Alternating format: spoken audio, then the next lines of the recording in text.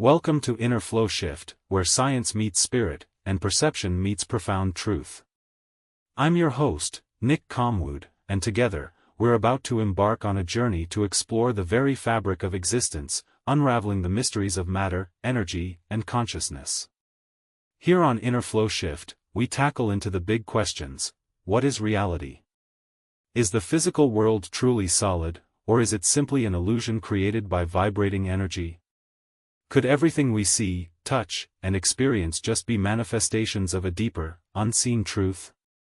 Whether you're a curious seeker, a scientific mind, or someone on a spiritual path, Inner Flow Shift is your space to expand your perspective and explore the interconnectedness of all things. So, take a deep breath, open your mind, and get ready to shift your inner flow. Welcome to today's episode of Rejection. Rejection is one of the most deeply painful experiences in life. Whether it's any rejection, social exclusion, or professional failure, rejection often leaves people questioning their worth, purpose, and belonging. We are going to cover it in depth: psychology, neuroscience, spirituality, and with a story, we can explore why rejection hurts and how one can get over its suffering. Let's start with a story. There was once an artist named Arin, who spent years painting a masterpiece. He poured his soul into it, believing it to be his greatest work. When the time came, he submitted it to the world's most prestigious gallery. Weeks later, he received a cold rejection letter. "Your work does not meet our standards." Crushed, Arin felt worthless. He burned his paintings, abandoned his craft, and fell into deep despair. His mind whispered, "You're not good enough. You will never belong." One day, a wise old monk saw him sitting by the river. Seeing his sadness, the monk asked, "Who is hurt by this rejection?" "My entire being," Arin replied. The monk laughed gently. "But were you rejected, or just your painting? Are you the painting? Or are you the one who created it?" Something in Arin shifted. He started understanding, and he realized he had mistaken external validation for his inner worth. His pain was not caused by the rejection itself, but by his attachment to being accepted. With this newfound understanding, Arin picked up his brush again, not to prove anything, but for the love of creation itself. Years later, his art found its way into the hearts of many, but by then, he no longer needed the world's approval. He was already free. Rejection only hurts because we resist it. But if we see it as a doorway to something greater, it loses its sting. Like Arin, we must recognize that our worth is not dependent on acceptance. When we let go of attachment, rejection transforms from pain into a gift, guiding us toward what truly aligns with our path. Rejection is not the end. It is a beginning. Rejection feels like an ending, but in reality, it is often a redirection towards something greater. Like Arin in the story, we often invest our identity into external validation, believing that our worth is defined by whether others accept or reject us. However, rejection is not a judgment of our value; it is simply a moment of life unfolding, revealing a path we may not have otherwise considered. Arin believed that his rejection meant he was not good enough.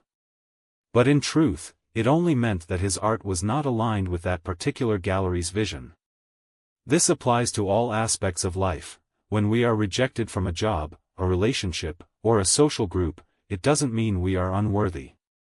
It simply means that space was not meant for us, and something better is waiting. Consider this: if a door does not open, it was never your door. The rejection is not a personal attack, it is life guiding you toward the right door, the right people, and the right opportunities. Arin's suffering was not caused by the rejection itself, but by his attachment to an outcome. He wanted acceptance so badly that when he didn't receive it, he felt as though his identity had been destroyed. However, when he realized he was not his painting, but the one who created it, he was free. The same applies to all of us. If we tie our self-worth to a job, a relationship, or an achievement, rejection will feel like personal failure. But when we see that our essence is greater than any single event, we stop resisting the flow of life.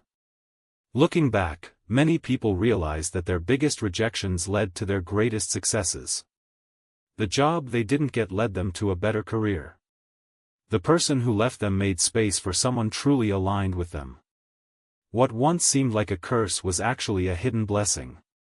The universe has a way of protecting us from paths that are not meant for us. But in the moment, we mistake this protection for punishment. If we trust the process and keep moving forward, we will eventually understand why things had to happen the way they did. Arin's transformation happened when he stopped seeking approval and returned to the joy of creation. The moment he no longer needed validation, his art became more authentic, and eventually, it found its way to those who truly appreciated it. This is a universal truth: when we stop chasing external approval and start doing things out of genuine passion, purpose, and love, the right people and opportunities will naturally be drawn to us. In the end, the deepest pain does not come from being rejected by others, it comes from rejecting ourselves. When we believe we are unworthy, not good enough, or undeserving, we abandon our own potential. Arin's story teaches us that no external rejection can define us, only we can define ourselves. If we embrace who we are, continue to grow, and stay true to our path, rejection loses its power. Life is always guiding us, even when we don't see it. What feels like rejection today may turn out to be the best thing that ever happened to us.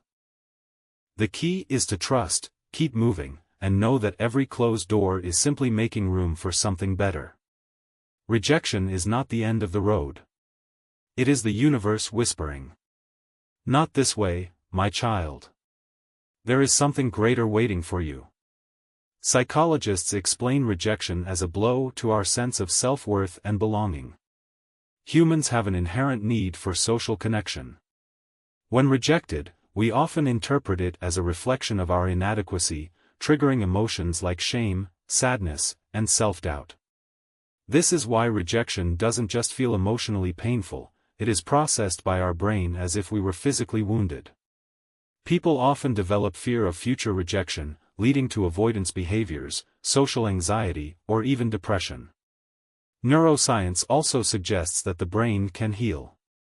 Over time, with self-compassion, meditation, and new experiences, the neural pathways associated with rejection can weaken, allowing individuals to form new, healthier patterns of thinking.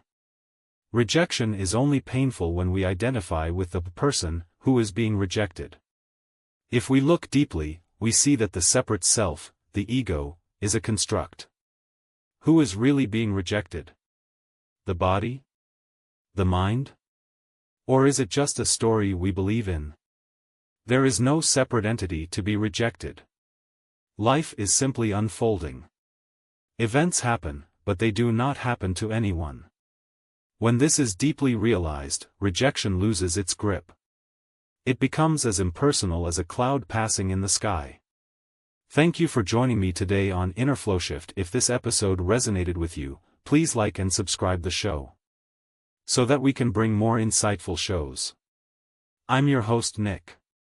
Until next time, stay grounded and stay true to yourself.